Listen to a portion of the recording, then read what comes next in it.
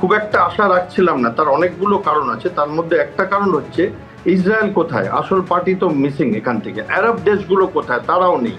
America একটা চট জলদি পাকিস্তানকে ইউজ অ্যান্ড থ্রো করে দেওয়ার জন্য, পাকিস্তানকে ব্যবহার করে পাকিস্তানের মাধ্যমে চেষ্টা করছিল ইরানের সাথে একটা কিছু করে এই যুদ্ধ থেকে পরিত্রাণ পাওয়ার চেষ্টা করছিল, কারণ তাদের নাক পুড়েছে। ইরানের ক্ষতি হয়েছে অনেক, কিন্তু আমেরিকার নাক পুড়েছে। এইবার ইরান প্রথম দিন থেকে বলছে যে আমরা ভরসা করি না এদের, কারণ আগের বার জেনেভাতে যখন টক চলছিল তখন কিন্তু এরা আমাদের উপর অ্যাটাক করেছিল। দ্বিতীয় কথা, যখন এসছেন ইরানের রিপ্রেজেন্টেটিভরা, তখন ওনাদের যে কোর্টের ওপর যে ব্যাজটা পড়েছিলেন সেটাতে 2 খামেনির মুখ ছিল প্রত্যেকটা রিপ্রেজেন্টেটিভের। এগুলো ম্যাটার করে ডিপ্লোমেসিতে।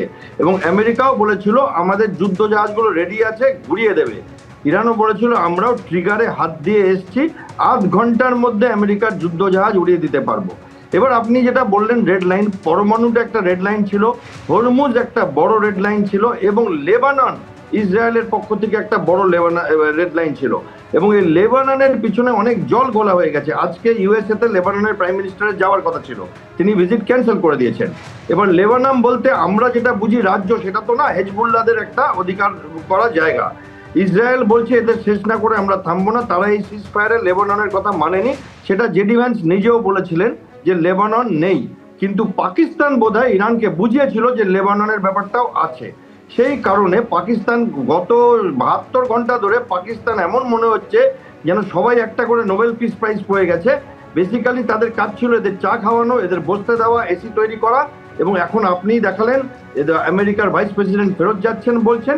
এটা যারা অ্যানালিসিস করে তারা সবাই ভয়ে ছিল যে কি করে হবে, কারণ আরব দেশগুলো নেই, ইসরায়েল নেই, খালি আমেরিকা আর পাকিস্তান, আর পাকিস্তানের জেনারেলদের মুখ দেখতে পাচ্ছি, আর জেডি ভ্যান্স। এবং জেডি ভ্যান্স একমাত্র মানুষ যিনি এই যুদ্ধের বিরোধিতা করেছিলেন ট্রাম্পের সাথে, এবং তাকে পাঠিয়েছে দেখুন বাঘের মুখে ফেলে দিতে, যে ফেইলিয়ার হলে জেডি ভ্যান্সের ফেইলিয়ার, কৃতিত্ব হলে ট্রাম্পের কৃতিত্ব।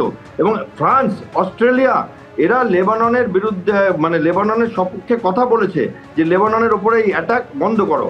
এবং গালিবাফ যিনি এসছেন, তিনি প্লেনে যখন এসছিলেন তো ওই শিশু যেগুলো আমেরিকা মেরেছিল তাদের প্রত্যেকের স্কুল ব্যাগ আর ফটো লাগিয়ে সেই প্লেনটা ইন্টারনেটে টুইট করতে করতে এসছেন। তো এইখানে কি করে হবে, এত মিসট্রাস্ট দুটোর। এবং সেটাতে আমি ইরানকেও দোষ দিই না আর আমেরিকাকেও দোষ দিই না, ভীষণ মিসট্রাস্ট রয়েছে তো দুই পক্ষের। তবে সেখানে আমার মনে হচ্ছিল যে ইরান হয়তো চাইছে যে কোনোভাবে টাকা পয়সাটা যদি ভালো করে গুছিয়ে নেওয়া যায়। সেটা হলো না, আমাদের সবারই এটাতে অসুবিধা হবে, আবার সেই তেলের দাম বাড়বে, আবার মার্কেট পড়ে যাবে, এবং আবার পৃথিবীতে আবার একটা যুদ্ধের, যেটা আমরা দেখেছিলাম টুইট, আজকে একটি সভ্যতা ধ্বংস করে দেব, সেই রকম ব্যাপারটা হয়তো আবার আসবে।